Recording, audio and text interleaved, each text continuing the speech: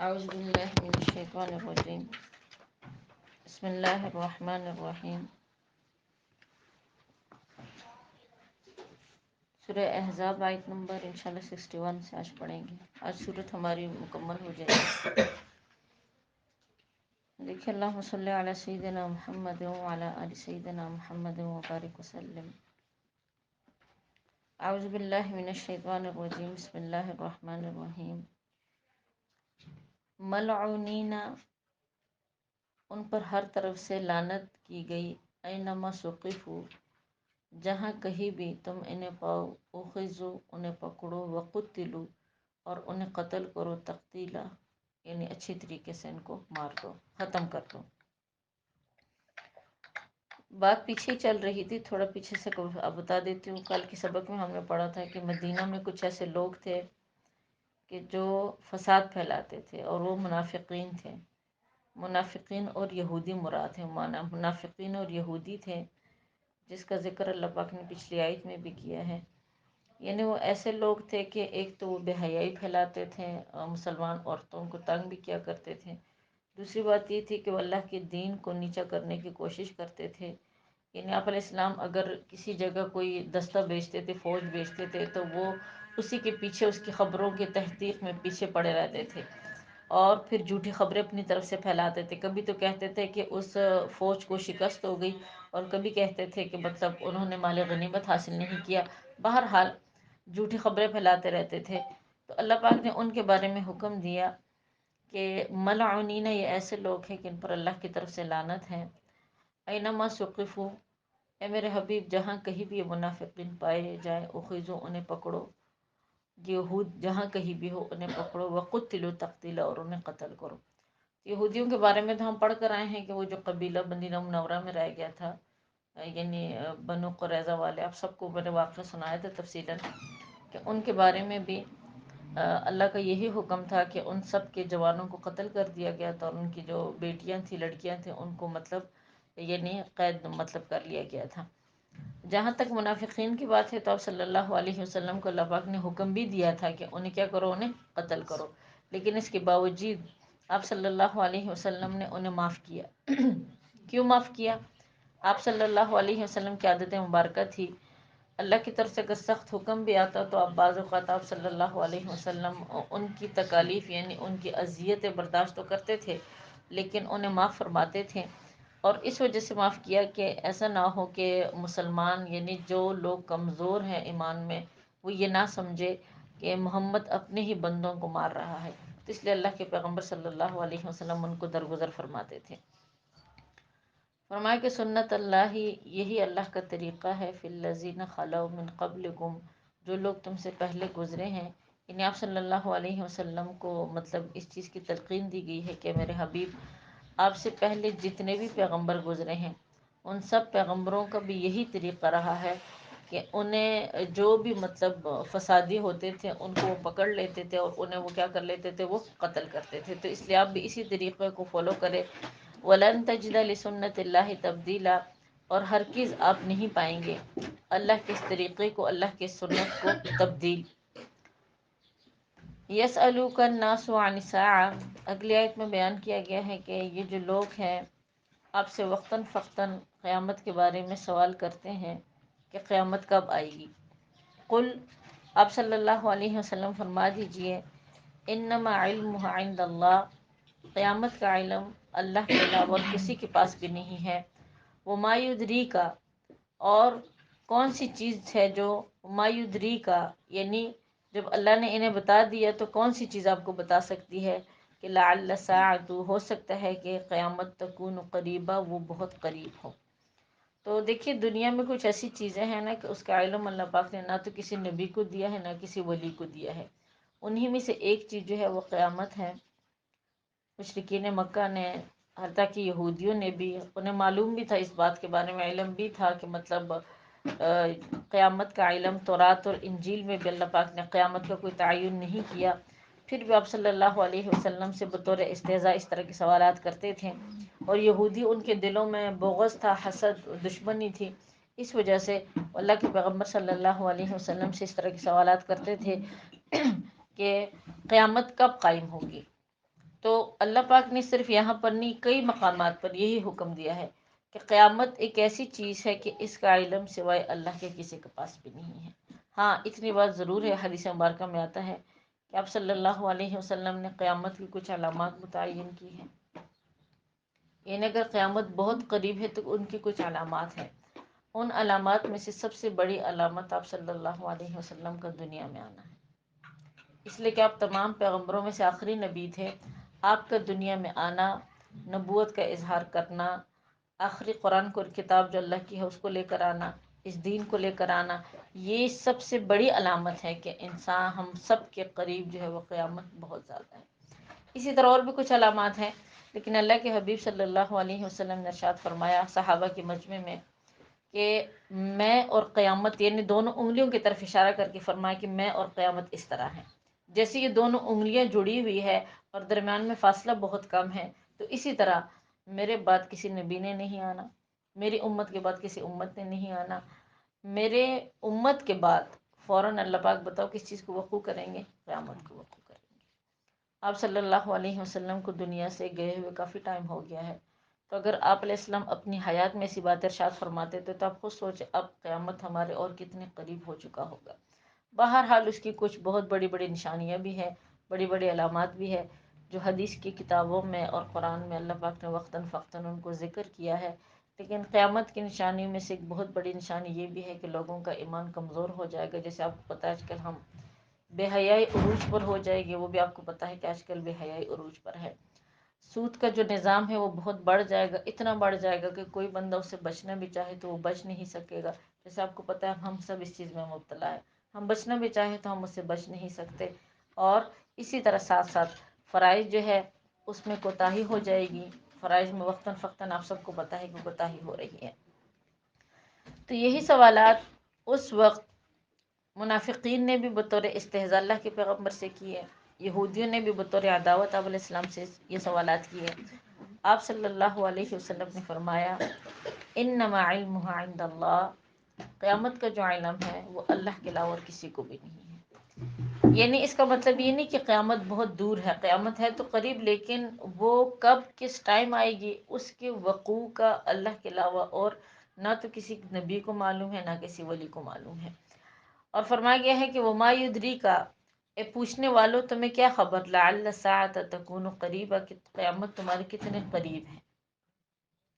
ان اللہ لعن الکافرین، بے شک اللہ رب العزت نے لعنت فرمائی ہے کافروں پر، وَأَعَدَّ لَهُمْ سَعِيرًا، اور اللہ پاک نے ان کے لیے دردناک عذاب تیار کر رکھا ہے۔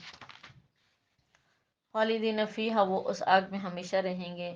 لا یجدون ولیا ولا نصیرا، وہ ایسا دن ہوگا کہ اس دن انسان تو نہ اپنا کوئی دوست پائے گا، یعنی عذاب سے جو بچا سکے، ولا نصیرا، اور نہ ہی کوئی مددگار پائے گا کہ جو اس سے عذاب کو دور کر سکے۔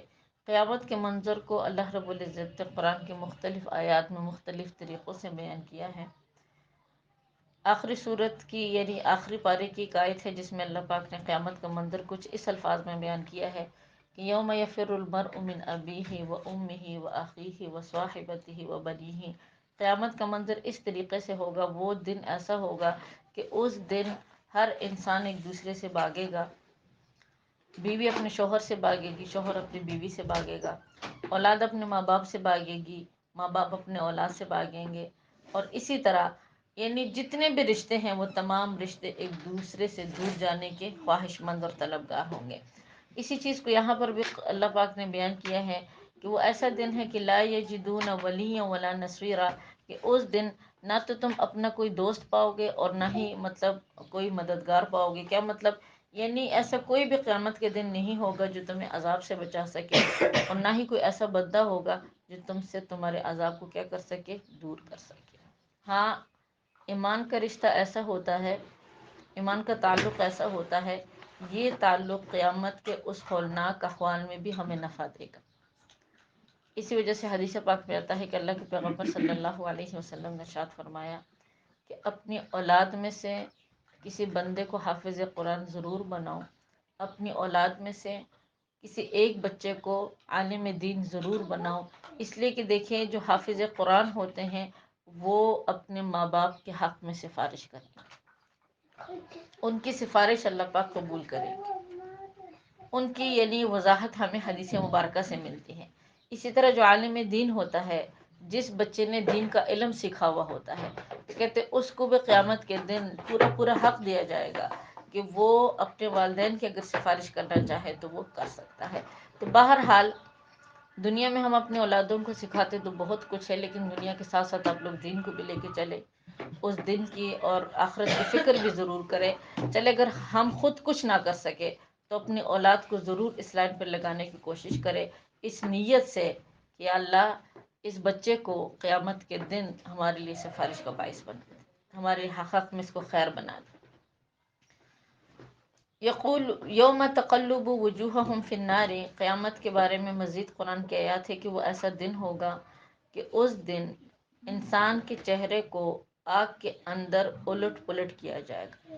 جیسے دیکھیں گوشت ہم بھونتے ہیں اور اس کو مطلب دونوں سائڈوں سے اس گوشت کو ہم مطلب پلٹتے ہیں، تو فرمایا گیا ہے کہ قیامت کے دن بھی انسان کے چہرے کو جہنم کے آگ کے اندر اسی طریقے سے بنا جائے گا۔ اب تمام جسم میں بطور خاص چہرے ہی کا کیوں ذکر ہے، اس کے بارے میں علماء مفسرین فرماتے ہیں کہ چہرہ بول کر پورا جسم مراد ہے، کہ تمہارے جسم کو قیامت کے دن جہنم کے آگ میں اسی طرح بنا جائے گا جس طرح تم نے دنیا میں مطلب تم کسی چیز کو بھونتے ہو۔ یا پھر کچھ علماء فرماتے ہیں کہ انسان کے جسم میں اللہ کے نزدیک جو سب سے محترم چیز ہے، سب سے باعزت چیز ہے، بتائیں وہ کون کیا ہے؟ وہ چہرہ ہے۔ اسی وجہ سے حدیث پاک میں آتا ہے، آپ صلی اللہ علیہ وسلم نے فرمایا کبھی بھی کسی کے منہ پہ نہ مارا کرو، اللہ کے نزدیک یہ باعزت جگہ ہے، محترم چیز ہے۔ تو اللہ پاک نے انسان کے سب سے اعلیٰ مقام کا ذکر کیا ہے، اور چہرہ تمام جسم میں سے سب سے زیادہ نازک جگہ بھی ہے۔ فرمایا گیا ہے کہ تمہارے چہرے کو قیامت کے دن تمہارے گناہوں کے سبب، تمہارے کفر کے سبب جہنم کے آگ کے اندر اسی طرح بنا جائے گا جیسے دنیا میں تم کسی چیز کو بھونتے ہو۔ یقولون یا لیتنا، اور کافر تو اس دن یہ آرزو کریں گے کہ افسوس، اطعنا اللہ و اطعنا الرسول، کاش کہ ہم دنیا کی زندگی میں اللہ کی مانتے اور بتائیں کس کی مانتے؟ اللہ کے پیغمبر حضرت محمد صلی اللہ علیہ وسلم کی مانتے۔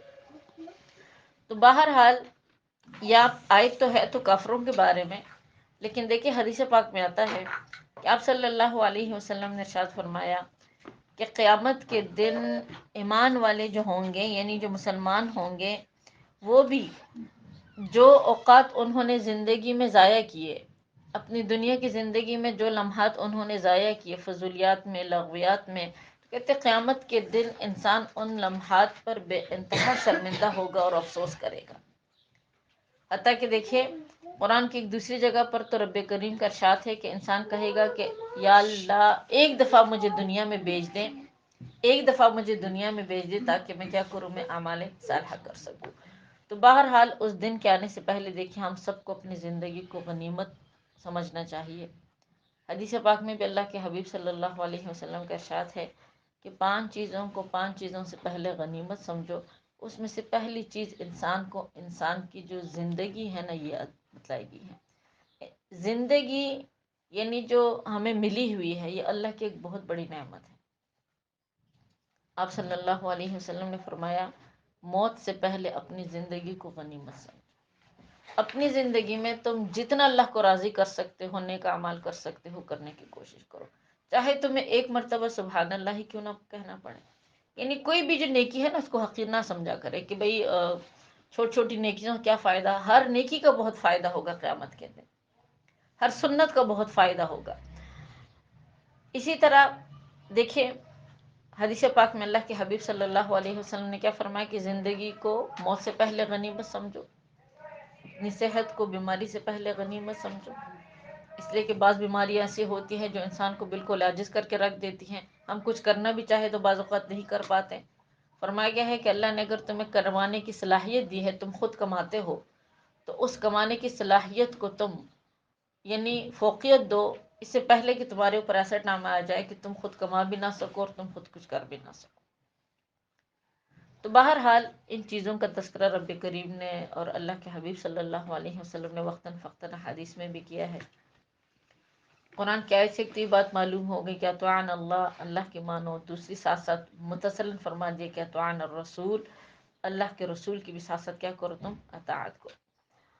وقالوا ربنا انا اطعنا سادتنا، اور کافر کہیں گے قیامت کے دن کہ ہمارے رب، ہم نے تو اطاعت کی تھی اپنے سرداروں کی، وکبراءنا، اور اپنے بڑوں کی، فاضلونا السبیلا، انہوں نے ہمیں سیدھے راستے کیا رکھا ہے، گمراہ رکھا ہے۔ ہم نے تو اپنے بڑوں کے اطاعت کی تھی اور انہی کے راستے اور انہی کے مطلب اس پر چلے ہیں، تو انہوں نے ہمیں آج جو ہے وہ گمراہ رکھا ہے۔ ربنا، اے ہمارے رب، یعنی قیامت کے دن وہ جو لوگ ہیں جو بڑوں کی پیروی کرتے ہیں اور ان کو غلط راستوں پر چلاتے ہیں، کہتے ہیں قیامت کے دن وہ بھی ان کے میں اضافے کی دعا کریں گے۔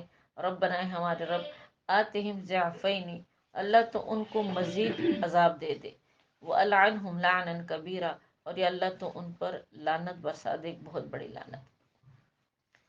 اس کے بعد پھر ٹاپک چینج ہو جاتے ہیں، دیکھیں آگے پھر اللہ پاک نے آپ صلی اللہ علیہ وسلم کی شان میں، آپ کو پتہ ہے کہ سورت کا نزول ہے، تو کچھ ایسی باتوں کا تذکرہ ہے جو رسول خدا صلی اللہ علیہ وسلم کو اذیت دیتی ہے۔ فرمایا گیا ہے کہ یا ایھا الذین آمنوا، اے ایمان والو، لا تکونوا کالذین، تم ان لوگوں کی مانند نہ ہو، آذوا موسیٰ، کہ جنہوں نے موسیٰ علیہ السلام کو اذیت دی، تکلیف دی، فبرأ اللہ، اللہ پاک نے بری کر دیا موسیٰ علیہ السلام کو، مما، ان باتوں سے، قالوا، کہ جو لوگ ان کے متعلق کہا کرتے تھے۔ آیت کا شان نزول پہلے سمجھے۔ اس آیت کے شان نزول کے بارے میں دیکھیں، روایات میں آتا ہے، بخاری شریف میں واقعہ ذکر کیا گیا ہے۔ حضرت ابو ہریرہ رضی اللہ تعالیٰ عنہ کی روایت ہے کہ آپ صلی اللہ علیہ وسلم نے فرمایا، حضرت موسیٰ علیہ السلام بہت باحیا انسان تھے، بہت ہی، یعنی وہ شرمیلے اور شریف النفس انسان تھے۔ ان کے بارے میں اللہ کے پیغمبر صلی اللہ علیہ وسلم نے ارشاد فرمایا کہ موسیٰ علیہ السلام اتنے باحیا تھے کہ وہ اپنے جسم کے جلد کو بھی کبھی کسی کے سامنے ظاہر نہیں کرتے تھے، یعنی جیسے مثال کے طور پر پیٹ ہے، پیٹھ ہے، یا مطلب ران ہے یا پاؤں ہے، اس جلد کو بھی کبھی کسی کے سامنے ظاہر نہیں کرتے تھے۔ لیکن بنی اسرائیل والے جو تھے وہ انتہائی، یعنی آپ سمجھے، بے حیا لوگ تھے۔ ان میں ایک طریقہ یہ بھی تھا کہ ان کے جو مرد ہوتے تھے وہ ایک دوسرے کے سامنے ننگے ہو کر نہاتے تھے، اور اس چیز کو وہ معیوب بھی نہیں سمجھتے تھے۔ ان کی جو عورتیں تھیں وہ بھی ان چیزوں میں مبتلا تھی، اور اس چیز کو وہ لوگ معیوب بھی نہیں سمجھتے تھے، غلط نہیں سمجھتے تھے۔ مرد جب مردوں کے سامنے نہاتے تھے، موسیٰ علیہ السلام سے بھی انہوں نے کئی دفعہ تقاضا کیا اس چیز کا۔ موسیٰ علیہ السلام اللہ کے نیک اور بندے تھے، اللہ کے لاڈلے تھے، آپ سب کو معلوم ہے، باحیا انسان تھے۔ انہوں نے ہر دفعہ بنی اسرائیل کے اس بات کو ٹکرایا کہ میں اللہ کا نبی ہوں، یہ کیسے ہو سکتا ہے کہ اپنے جسم میں تم لوگوں کے سامنے ظاہر کرو۔ بہرحال بنی اسرائیل میں آہستہ آہستہ یہ باتیں پھیل گئی کہ نعوذ باللہ، نعوذ باللہ، موسیٰ علیہ السلام کی شرمگاہ میں کوئی ایسی بیماری ہے کہ اس وجہ سے وہ اپنے آپ کو لوگوں کے سامنے ظاہر نہیں کرتے، یعنی وہ بڑھانا نہیں ہوتے، یا ان کو کوئی ایسا مسئلہ ہے، کوئی فدق جس کو کہا جاتا ہے، کوئی شرمگاہ کی بیماری ہوتی تھی، کوئی ایسی مطلب اس کو وہی تکلیف ہے یا وہی عیب ان کے اندر موجود ہے، اس وجہ سے یہ اپنا جسم جو ہے وہ لوگوں کے سامنے ظاہر نہیں کرتے۔ اللہ کی شان ہے، اللہ کا دیکھے طریقہ ہے، سنت اللہ یہی ہے کہ اللہ کی جس پیغمبر پر جس دور میں جس طرح بھی انگلی اٹھائی گئی ہے، چاہے آپ کے ذات کے متعلق ہو، آپ کے مطلب نفس کے متعلق ہو، جس طرح بھی ہو، اللہ پاک نے قرآن کی اور کتابوں کی آیات اتا کر اپنے نبی کو بری کر دیا۔ تو اسی طرح موسیٰ علیہ السلام کے متعلق جب لوگ اس طرح کہا کرتے تھے، اللہ کے نبی تو اللہ کوئی بات ناگوار گزری۔ موسیٰ علیہ السلام ایک مرتبہ کہتے تنہائی میں کسی نہر میں غسل فرما رہے تھے، انہوں نے اپنے کپڑے اتار کر ایک پتھر پر رکھ دیے۔ موسیٰ علیہ السلام غسل کر کے جب فارغ ہوئے اور قریب آ کر اپنے کپڑوں کو مطلب پہننے لگے، تو اتنے میں وہ جو پتھر تھا وہ بھاگنا شروع ہو گیا اللہ کے حکم سے۔ موسیٰ علیہ السلام اپنی لاٹھی لے کر ان کے پیچھے بھاگے، اور مسلم شریف کے الفاظ ہے کہ یعنی آپ علیہ السلام جو تھے، یعنی موسیٰ علیہ السلام، وہ یہی فرما رہے تھے، سو بھی حجر، سو بھی حجر، کہ اے پتھر میرے کپڑے واپس کر دو، اے پتھر میرے کپڑے واپس کر دو۔ لیکن وہ حکم الہی سے بھاگ رہا تھا، اور وہ پتھر جو ہے بنی اسرائیل کے ایک بہت بڑے مجمع میں جا کر رک گیا۔ موسیٰ علیہ السلام بھی بھاگتے بھاگتے وہاں پر گئے، انہوں نے اپنے کپڑے لیے اور پہن لیے، لیکن جب تک آپ علیہ السلام کپڑے پہن رہے تھے، اس سے پہلے بنی اسرائیل کے جتنے لوگ تھے ان سب کی جو نظر ہے وہاں پر پڑ گئی. اور اللہ پاک نے موسیٰ علیہ السلام کو ایک تو خوبصورتی عطا کی تھی، دوسرا ان کا جسم، ہر نبی کا یہ جسم خیر ہر طرح کے گناہوں سے اور ہر طرح کے عیوب سے پاک تھا. ان کا جو اندرونی جسم تھا وہ بہت خوبصورت تھا، کسی قسم کا عیب اس میں نہیں تھا. تو اللہ پاک نے اپنے نبی کو بتائیں کیا کر دیا، بری کر دیا.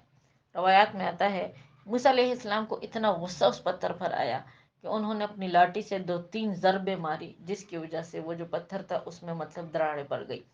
تو اس موقع پر یعنی یہ آیت اللہ کے پیغمبر صلی اللہ علیہ وسلم پر نازل ہوئی. اس آیت میں اللہ پاک نے ایمان والوں کو اس بات کی تلقین فرمائی کہ ایمان والوں، تم بنی اسرائیل کی طرح مت ہو جیسے بنی اسرائیل نے موسیٰ علیہ السلام کو وقتاً فوقتاً کیا کی ہے، تکالیف دی. موسیٰ علیہ السلام پر بنی اسرائیل والوں نے یعنی عیب جوئی کی، ان کے جسم پر عیب لگانے کا الزام لگایا، تو اللہ پاک نے اپنے نبی کو سے کیا کر دیا، بری کر دیا.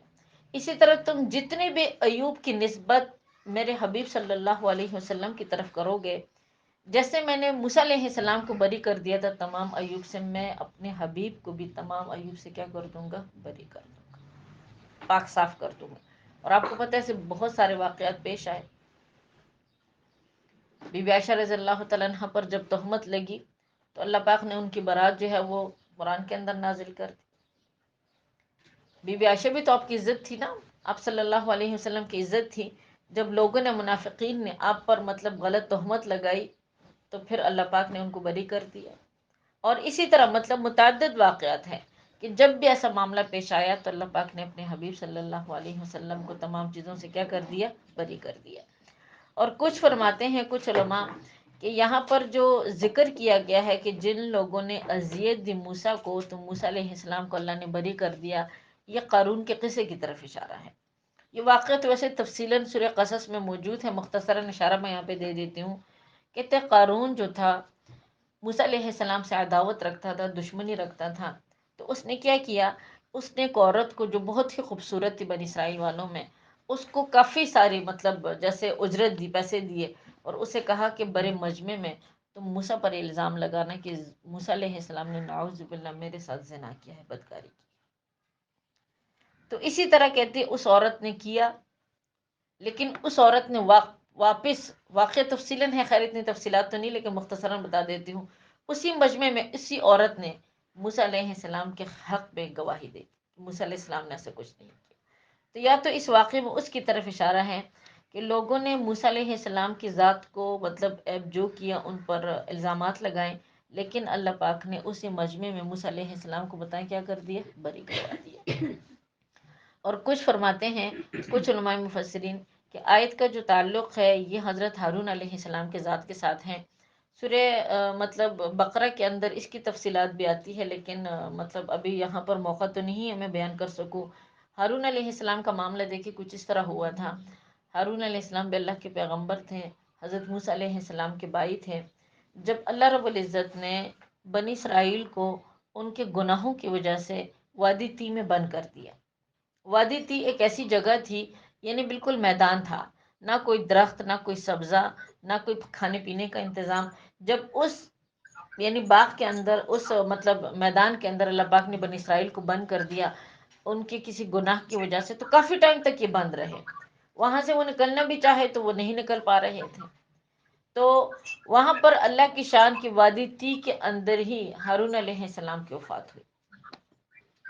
ہارون علیہ السلام کی وفات کچھ اس طریقے سے ہوئی تھی کہ موسیٰ علیہ السلام اور ہارون علیہ السلام دونوں کہیں گئے ہوئے تھے، یعنی اس لیے کہ وادی تی کے اندر بنی اسرائیل والے تو وہاں سے نہیں نکل سکتے تھے، لیکن یہ اللہ کے پیغمبر تھے، یہ نکلتے تھے ان کی طرف، یعنی ان پر کوئی ایسی گرفت نہیں تھی. موسیٰ علیہ السلام اور ہارون علیہ السلام دونوں کہیں گئے ہوئے تھے. موسیٰ علیہ السلام کا ٹائم پورا ہوا، یعنی ان کے سامنے کچھ ایسا منظر آیا اور ان کا ٹائم پورا ہو گیا. اللہ پاک نے ہارون علیہ السلام جو ہے یعنی ان کے روح قبض کرنے کا حکم دیا. ہارون علیہ السلام جو ہے ان کی وفات ہو گئی، کسی پہاڑ پہ ان کی وفات ہوئی تھی. موسیٰ علیہ السلام جب واپس بنی اسرائیل والوں کے پاس آئے تو کہتے بنی اسرائیل والوں نے موسیٰ علیہ السلام پر ملامت کی، انہیں تکلیف دی کہ تم نے اپنے بھائی کو قتل کر دیا، تم نے اپنے بھائی کو کیا کر دیا ہے، مار دیا ہے. تو اس موقع پر روایات میں آتا ہے کہ اس موقع پر پھر اللہ پاک نے یعنی موسیٰ علیہ السلام کو بری کر دیا. کس طریقے سے بری کر دیا؟ موسیٰ علیہ السلام نے اللہ سے دعا کی کہ اللہ یہ لوگ میرے بھائی کے قتل کا الزام مجھ پر لگا رہے ہیں، رب کریم آپ ان کے سامنے یعنی حقیقت حال کو واضح کر دے. تو اس ٹائم اللہ پاک نے یعنی فرشتوں کا ایک مجمع بنی اسرائیل نے خود اپنے آنکھوں سے دیکھا کہ وہ حضرت ہارون علیہ السلام کا نماز جنازہ پڑھ رہے ہیں. تو اس کو دیکھ کر بنی اسرائیل والوں نے مان لیا کہ ہاں موسیٰ علیہ السلام نے اپنے بھائی کو کیا کیا ہے؟ قتل نہیں کیا. تو اس کے متعلق یہ آیت ہے. اس آیت میں انہیں ذکر ہے کہ آج و موسیٰ، لوگوں نے موسیٰ علیہ السلام کو تکالیف دی، اذیت دی. فبر اللہ، اللہ پاک نے ان کو کیا کر دیا؟ بتایا اس تکلیف سے ان کو بری کر دیا. لیکن خلاصہ کلام آخر میں یہی ہے، خلاصہ کلام یہی ہے کہ یہاں پر تلقین جو ہے یعنی حکم جو ہے امت محمدیہ صلی اللہ علیہ وسلم کو ہے کہ تم لوگ ایسی حرکات نہ کرو جیسی حرکات بنی اسرائیل والوں نے کی ہے. جیسے انہوں نے وقتاً فقتاً موسیٰ علیہ السلام کو تکلیف دی ہے، ایسی حرکات کر کے تم پیغمبر خدا صلی اللہ علیہ وسلم کو اذیت نہ دو. اس آیت کے نزول کے بارے میں روایات میں بخاری شریف میں حضرت عبداللہ بن مسعود رضی اللہ تعالیٰ عنہ کی روایت ہے. فرماتے ہیں کہ آپ صلی اللہ علیہ وسلم نے کچھ مال جو حنین کے موقع پر ہاتھ لگا تھا یعنی آپ نے اس مال کو تقسیم کر دیا. جب اس مال کو تقسیم کر دیا تو کہتے کچھ لوگوں نے کہا کہ اس تقسیم میں انصاف نہیں ہوا، اس لیے کہ اللہ کے حبیب صلی اللہ علیہ وسلم نے مال فی تھا، وہ مال فی ایسا مال ہوتا ہے کہ جو جنگ کے بغیر مسلمانوں کے ہاتھ لگ جائے. مال فی میں پیغمبر کو مکمل اختیار ہوتا ہے کہ وہ جس طریقے سے اس کو تقسیم کرنا چاہے وہ کر سکتا ہے. اب صلی اللہ علیہ وسلم نے کچھ لوگوں کو اپنی مرضی اور چاہت سے زیادہ دیا، اور اسی لیے دیا ہوگا کہ ظاہری بات ہے آپ جانتے تھے کہ وہ زیادہ ضرورت مند تھے، اور کچھ لوگوں کو کم دیا. جن کو کم ملا تو کہتے انہوں نے اس طرح کی باتیں کی کہ اس تقسیم میں منصفانہ تقسیم یہ نہیں ہے، یعنی انصاف کے ساتھ یہ تقسیم نہیں ہوئی. اللہ کے پیغمبر صلی اللہ علیہ وسلم کو جب اس بات کی اطلاع ملی تو کہتے آپ بے حد زیادہ ناراض ہوئے، اور غصے کی جو علامات تھی وہ آپ کے چہرے مبارک پر نمودار ہوئی. اور آپ صلی اللہ علیہ وسلم نے فرمایا جب اللہ کا رسول انصاف نہیں کرے گا تو بتائیں دنیا میں سے کون شخص ہے جو انصاف کرے گا؟ تو اس پر اللہ پاک نے آیت نازل کی. اس آیت میں یعنی بتایا گیا ہے کہ ایمان والو تم میرے حبیب کو اذیت نہ دو جس طرح بنی اسرائیل نے موسیٰ علیہ السلام کو کیا دی تھی؟ بتائیں، اذیت دی تھی، یعنی جیسے انہوں نے ان کو تکالیف دی تھی. وَكَانَ عِندَ اللَّهِ وَجِيهًا، حضرت موسیٰ علیہ السلام کا مقام اللہ کے نزدیک بہت بلند تھا. جیسے موسیٰ علیہ السلام کا مقام بہت بلند تھا تو آپ سب کو پتہ ہے کہ اس سے کئی زیادہ اب صلی اللہ علیہ وسلم کا جو مقام ہے وہ اللہ کے نزدیک کیا ہے؟ وہ بلند ہے. یا ایھا الذین آمنوا اتقوا اللہ، ساتھ ساتھ انسان کو اپنے اعمال کو سنوارنے کا حکم دیا گیا ہے کہ ایمان والو اللہ سے ڈرو، تقوی اختیار کرو، وقولوا قولا سدیدا، اور ہمیشہ سیدھی بات کرو. تو یہاں پر دیکھیں روایات میں یہ بات آتی ہے کہ تمام اعمال کا سنوارنا انسان کے تقوی پر ہے. اگر ہم چاہتے ہیں کہ رب کریم ہمارے اعمال کو سنوارے، ہماری زندگیوں کو سنوارے، تو اس کا واحد طریقہ کار کیا ہے؟ انسان تقوی اختیار کرے. وقولوا قولا سدیدا، اور تم سچی بات کہو. تمام سچوں میں سب سے بڑا سچ ہے لا الہ الا اللہ محمد رسول. اسی چیز کا تقاضا قرآن کے اندر ہے. یصلح لکم اعمالکم، دیکھیں آگے اللہ پاک نے خود ہی بتا دیا کہ اگر تم تقوی اختیار کرو گے، تم اس کلمے پر اپنی پوری زندگی گزارو گے، یصلح لکم اعمالکم، ان دونوں برکات کی وجہ سے، ان دونوں چیزوں کی برکت کی وجہ سے رب کریم تمہارے اعمال سنواریں گے. کیا مطلب اعمال سنواریں گے؟ عبداللہ ابن عباس رضی اللہ تعالیٰ عنہ فرماتے ہیں یصلح لکم اعمالکم کا مطلب یہ ہے کہ اللہ پاک تمہاری نیکیاں قبول فرمائیں. اگر تم تقوی اختیار کرو گے، تم لا الہ الا اللہ محمد رسول اللہ اس کلمے پر یعنی استقامت کے ساتھ ڈٹے رہو گے، تو اللہ رب العزت تمہاری تمام نیکیوں کو کیا کریں گے؟ قبول فرمائیں گے. اور اسی طرح کچھ علماء مفسرین فرماتے ہیں کہ اس کا مطلب یہ ہے کہ رب کریم تمہیں نیک اعمال کی توفیق عطا کریں گے. اگر تم تقوی اختیار کرو گے تو اللہ پاک تمہیں نیک اعمال کی توفیق عطا فرمائیں گے. ساتھ ساتھ فرمایا یغفر لکم ذنوبکم، اللہ تمہارے گناہوں کو بخش دیں گے، یعنی تمہارے قول اور عمل کی استقامت کو گناہوں کا کفارہ بنا دیں گے۔ اگر انسان تقوی پر کاربند رہے تو اس کی برکات میں سے ایک برکت یہ بھی ہے کہ بے شک ہم اللہ سے معافی نہ بھی مانگے، اللہ پاک ہمارے گناہوں کو معاف فرما دیتے۔ اللہ پاک ہم سب کو استقامت نصیب فرمائے۔ خیر، من یطع اللہ و رسولہ، جو اللہ کی اطاعت کرے اور اللہ کے رسول کی اطاعت کرے، فقد فاز فوزا عظیما، تو بے شک اس نے ایک بہت بڑی کامیابی پائی۔ جس شخص کو رب کریم نے اطاعت رسول عطا کی اور اطاعت اللہ عطا کی، اطاعت رسول حقیقت میں اللہ کی اطاعت سے کوئی فرق نہیں ہے۔ جس انسان کو یہ چیز عطا ہوئی دنیا کی زندگی میں، تو قرآن کا حکم ہے کہ فقد فاز فوزا عظیما، اس نے اپنی زندگی میں بہت بڑی کامیابی دیکھی۔ انا عرضنا الامانۃ، بے شک ہم نے پیش کیا امانت کو، علی السماوات، آسمانوں پر، والارض، اور زمین پر، والجبال، اور پہاڑ پر، فابینا، تو ان سب نے انکار کیا، ان یحملنہا، اس کے اٹھانے سے، واشفقن منہا، لیکن وحملہا الانسان، اور وہ سب اس کے اٹھانے سے ڈرے، لیکن اس امانت کو اٹھایا انسان نے، انہ کان ظلوما جہولا، بے شک انسان جو ہے وہ نادان ہے، جہولا، اور انسان جو ہے وہ یعنی جلد باز ہے۔ اس کے پس منظر کو سمجھے ذرا، امانت سے کیا مراد ہے آیت میں؟ تو اس کے بارے میں روایات میں آتا ہے کہ امانت سے مراد ہے اللہ کے دین، شریعت، فرائض، اللہ نے جو فرائض کیا نا مقرر، وہ مراد ہے۔ اللہ پاک نے گناہوں میں جن گناہوں کی تلقین فرمائی کہ ان گناہوں کو نہ کرو، وہ بھی اس میں شامل ہے۔ تو بہرحال پوری شریعت اس کے اندر آ جاتی ہے۔ اللہ پاک نے سب سے پہلے یہ جو شریعت تھی یہ پہاڑوں پر پیش کی، زمین پر پیش کی، اس لیے کہ زمین کے تمام جزویات میں سب سے مضبوط جز جو ہے وہ پہاڑ ہے۔ کہتے اللہ پاک نے اس چیز کو پہاڑوں پر پیش کیا، تو پہاڑوں نے اللہ رب العزت سے پوچھا کہ یا رسول اللہ، اگر ہم شریعت پر چلے تو ہمیں کیا فائدہ ہوگا؟ اب اللہ کی طرف سے حکم آیا، اگر تم نیکی کرو گے تو تمہیں ثواب ملے گا، اگر تم گناہ کرو گے تو تمہیں عذاب ملے گا۔ تو کہتے پہاڑوں نے انکار کر دیا، انہوں نے کہا کہ یا رسول اللہ ہم اسی طرح ٹھیک ہے، نہ تو ہمیں ثواب کی ضرورت ہے، لیکن ہم آپ کے عذاب کو بھی بھگت نہیں سکتے، ہم اس جہنم کو بھی بھگت نہیں سکتے۔ اللہ ہم اسی حالت میں ٹھیک ہیں، جو شریعت آپ نے ہمارے سامنے رکھی ہے اس شریعت کو اٹھانے سے ہم قاصر ہیں۔ اللہ نے زمین پر اس کو پیش کیا تو کہتے زمین نے بھی انکار کیا، لیکن جب اللہ رب العزت نے آدم علیہ السلام کے سامنے اس کو پیش کیا، آدم علیہ السلام نے اس کو اٹھانے میں کیا کر دیا بتائیں، اس کو قبول کر لیا، اور انہوں نے یہی کہا کہ یا اللہ ہم نیکیاں کریں گے تو اب ہمیں ثواب عطا کریں گے، اور اگر ہم سے گناہ سرزد ہوتے ہیں تو بے شک ہمارے لیے عذاب اور سزا مقرر کر دیجیے۔ تو اللہ پاک نے بطور انعام فرمایا، اور یہ اللہ کی طرف سے تھا بھی کہ انسانوں پر یہ امانت آنی تھی۔ سمجھ آ رہی ہیں؟ وہ تو ویسے ایک مثال بتلا دی گئی ہے کہ اللہ کی طرف سے احکامات، اس کا بوجھ، گناہوں کا بوجھ بہت سخت ہے، لیکن نیکیوں کا ثواب بھی بہت زیادہ ہے۔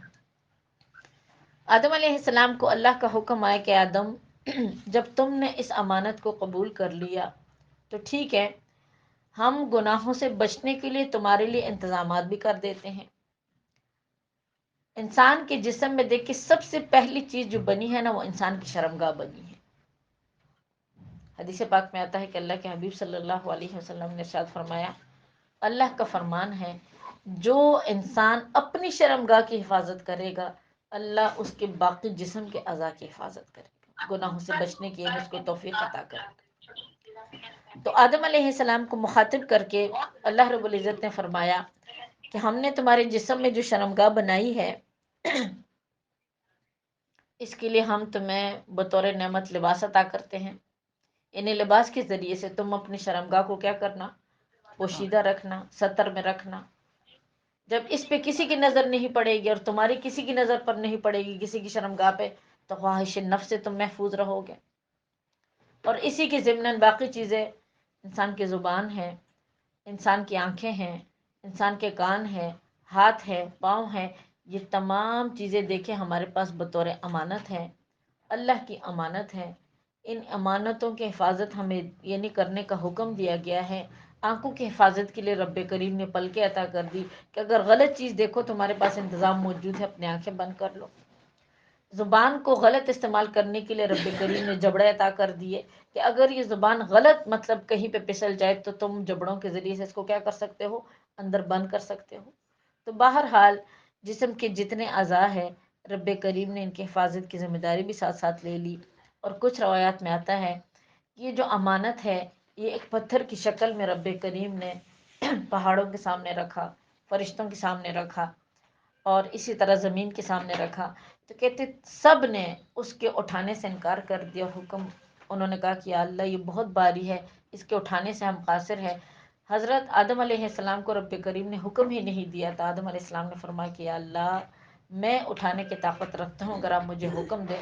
جب انہیں حکم دیا گیا تو کہتے بڑی مشکل سے انہوں نے اس پتھر کو اٹھایا، اٹھا کر اپنے گھٹنوں تک لائے۔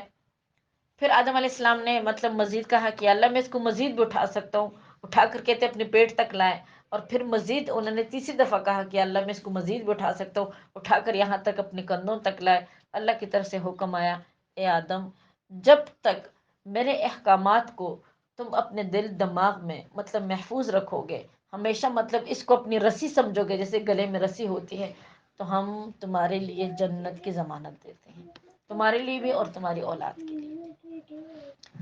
تو کہنے کا مقصد یہ ہے کہ دیکھیے میری بہنوں، اللہ نے جو ہمیں دین عطا کیا ہے یہ بہت خوبصورت ہے، شریعت بہت خوبصورت ہے۔ اس کی جو پابندیاں ہیں اس میں بھی خیر ہیں، اس کے جو احکامات ہیں اس میں بھی خیر ہیں۔ مثال کے طور پر 5 نمازیں ہیں، پوری زندگی اس پر استقامت ہم اختیار کرتے ہیں، کرنے کی کوشش کرتی ہے، پوری زندگی کا ایک مجاہدہ ہے، یہ کوئی آسان کام نہیں ہے۔ رمضان میں ایک دفعہ سال بھر میں روزے آتے ہیں، ان روزوں کو اچھی طریقے سے رکھنا، گناہوں سے اپنے آپ کو بچانا۔ اگر زکوٰۃ کی استطاعت ہے تو اس کو نکالنا، حالانکہ مال سے تبھی محبت ہوتی ہے۔ اگر رب کریم نے مزید وسعت دی ہے تو حج کی ادائیگی کرنا، جو پوری زندگی میں ایک ہی دفعہ صرف یہ فریضہ انسان کو عطا کیا گیا ہے۔ تو بہرحال یہ جو فرائض ہیں یہ کیسی چیزیں ہیں کہ یہ ہمارے گلے کے رسی کے مانند ہے کہ اگر ہم ان کو ادا کریں گے ہم سیدھے جا کر جنت میں پہنچیں گے، لیکن اگر ہم اس کا انکار کر دیں گے یا پھر اس کو چھوڑ دیں گے تو پھر یہ چیزیں ہمارے لیے کیا ہوں گی، یہ ذلت کا باعث ہوں گی۔